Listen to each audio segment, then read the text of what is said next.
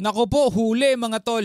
No, isang Chinese national daw na nag-espiya umano sa mga kampo ng militar at opisina ng gobyerno ang naaresto.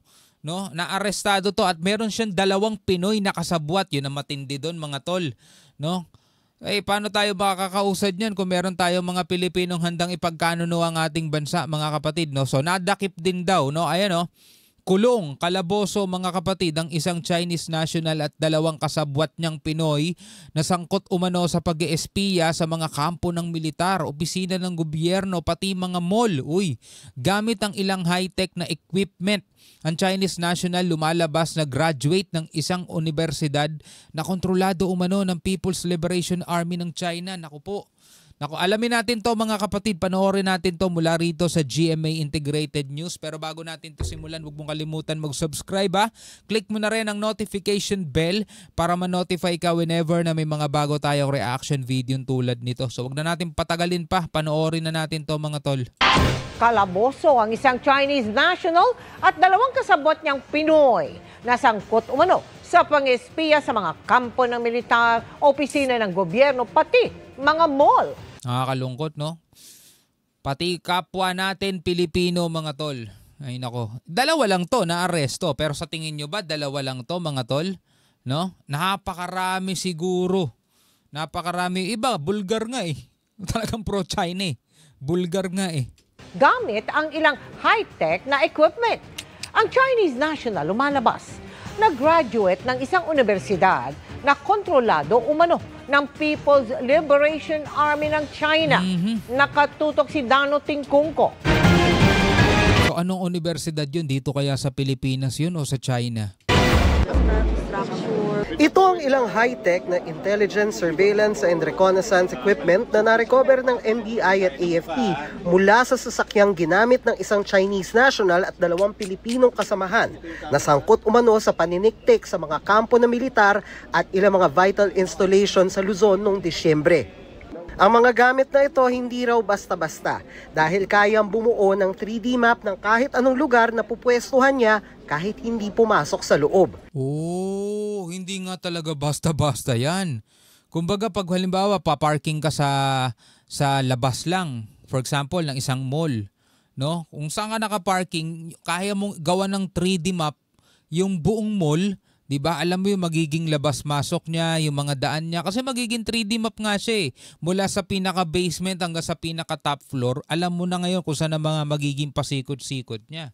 Diba? Pati yung mga daan na hindi nararating ng mga pumapasok ng mga tao sa mall, kumbaga ang nakakadaan lang doon yung mga may authorized na pumasok doon. Malalaman niya yung mga daan na yun dahil kayang gawa ng 3D. Kakaiba tong equipment na to, no?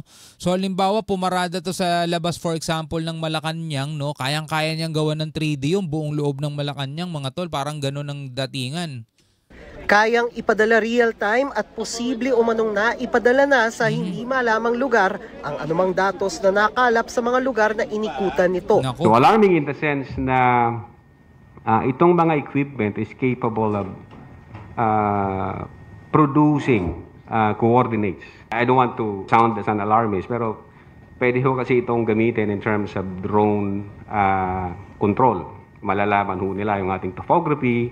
Kasama umano sa inikutan ng grupo ang ilang EDCA sites o yung mga base militar ng Pilipinas kung saan pwedeng magpwesto ng mga sundalo, pati na ilang mall, airport, seaport, opisina ng gobyerno. Nako, very alarming ha talaga mga tol. 'Di ba?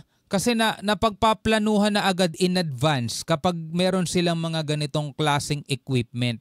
For example mga tol, 'di ba sa airport, no, para makabisado mo, 'di ba, sa mga dating style, para makabisado mo yung mga pasikot-sikot niyan, talagang papasok ka diyan, 'di ba? At talagang iikutin mo 'yan para makabisado mo at tatandaan mo, kailangan mong isulat yung mapa, magkakaroon ka ng blueprint. Eto hindi. Kahit hindi ka pumasok sa loob, pumarada ka lang sa labas, 'di ba? Kaya mo nang gawa ng 3D map. Halimbawa yung buong airport, o so alam mo nang agad ngayon kung saan na pwedeng saan ka papasok, saan ka lalabas, saan ang entrance, saan ang exit, di ba? Delikado yun mga tol, no? Lalo-lalo na sa mga EDCA sites, sa mga military base, no? Nako po. at planta ng kuryente. Ongoing yung investigation namin kung bakit kasama yung shopping malls. Titingnan pa namin yung anggulo na kung saan mag-fit doon sa kanilang modus. Nabuking ang operasyon matapos matunugan ito ng AFP at NBI.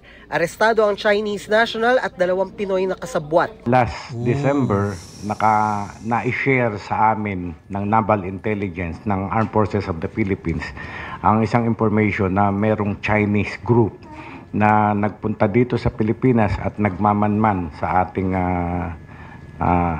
territory. Fortunately, ang problema kasi mga tol, hindi ganun kahigpit yung security natin, di ba?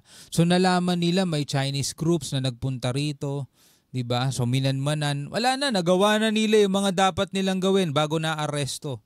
Di ba, real time daw na naipapadala yung datos kung saan man nila ipapadala. Wala na, naipadala na. Di ba? O na-aresto nga. Di ba? Pero ang pinakamahalaga doon mga tol yung prevention. Diba? Sabi nga, prevention is better than cure. Mas maganda yung nape-prevent mo kaysa ginagamot mo. Halimbawa, ito, na-aresto. Ang tanong, para saan pa na-aresto? Kung naipadala na yung datos, diba? Maliban na lang kung babaguhin nila, halimbawa, kung ano yung mga pinaghihinalaan nilang na nakuhanaan na ng 3D map. Airport, o di i-renovate nila yung airport, ganon. Mall, o di i-renovate yung mall. EDCA sites. O yun, EDCA sites, madali lang naman baguhin yung mga pwesto-pwesto doon, di ba? Pero sabi nga mga kapatid, prevention is better than cure. Dapat sa umpisa pa lang, kung kaduda-duda na yung mga pumapasok sa ating bansa, dapat doon pa lang mga kapatid, alisto na agad yung ating mga otoridad, di ba? yung aming cybercrime team, with the help of the Special Task Force, were able to locate yung tao. Tinanong ho namin siya kung licensed surveyor ba siya. Galing ba siya sa isang private company, military ba siya, or law enforcer, etc. So wala siyang naipakitang permit.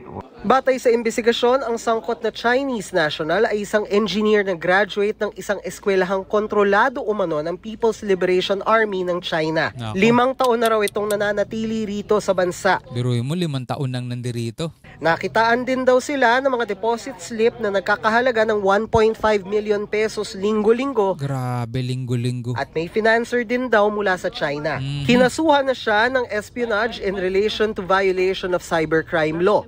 Ang mga kasabwat naman niyang Pinoy, Nag-execute sila ng extrajudicial confession saying that inutusan sila nito na umikot sa ganitong lugar, and then Siyempre, pera yun mga tol i-process itong klase ng equipment through the directives of the Chinese nationals. ayon sa AFP, ito ang pangalawang beses mula nung nakaraang taon na nakabisto sila ng pang-ESPya ng ganitong paraan. Inaalam na raw kung ano ang kaugnayan ng mga ito sa isa't isa. Last year, we also apprehended another Chinese individual who was himself driving an Innova, Toyota Innova vehicle, which had the similar setup of equipment. We are still conducting also the forensics on the equipment, but initially, what we saw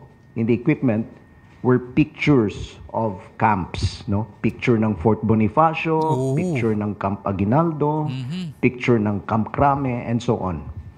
So, tinitignan po namin lahat ng connection nitong mga ito.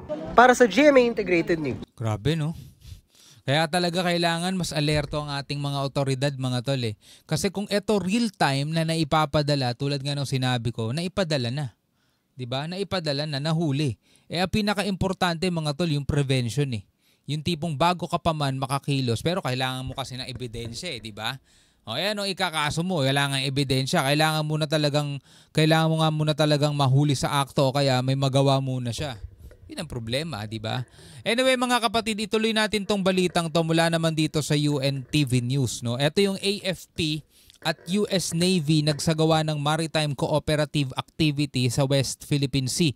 No, ito may kling balita lang to mga tol, panoorin natin to mula sa UNTV. Nagsagawa ang Armed Forces of the Philippines at US Navy ng 2 araw na maritime cooperative activity noong January 17 to 18 sa South China Sea upang palakasin ang kanilang ugnayan sa depensa. Kala ko sa West Philippine Sea, sabi rito sa ano.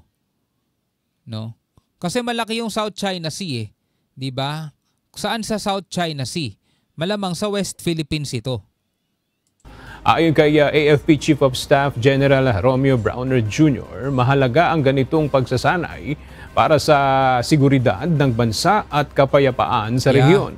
Sinabi rin ng US Navy na ang aircraft carrier. Ang aktibidad ay bahagi ng kanilang layuning mapanatili ang malaya at bukas na Indo-Pacific. Naganap ito habang binabantayan ng Philippine Coast Guard ang iligal na aktibidad ng barko ng China malapit sa teritoryo ng Pilipinas. Alright mga kapatid, yan ang balita ngayon. Alam naman natin mga kapatid kung ano yung nangyari dyan. No? Nagpakita lang ng puwersa ang Amerika at Pilipinas. At kasabay niyan mga tol, nagsagawa din ng Pilipinas ng unilateral live fire exercises sa vicinity naman ng Bajo de Masinloc para ipakita na tayo ay handa sakaling merong gustong sumalakay mga tol. No? Anyway, bilang isang Pilipino, ano masasabi mo sa mga balitang to tungkol dito sa Chinese spy na nahuli ng ating mga otoridad na nag-iespiya at kayang gumawa ng mga 3D map no sa mga lugar na iniikutan nila, like for example airport, malls, yung mga EDCA sites mga tol, no? Very alarming daw, sabing ganun. No, bilang isang Pilipino, ano masasabi mo diyan? Comment ka na lamang sa ibaba. Hanggang sa muli mga tol, ako nga pala si Shobaldi. Peace out.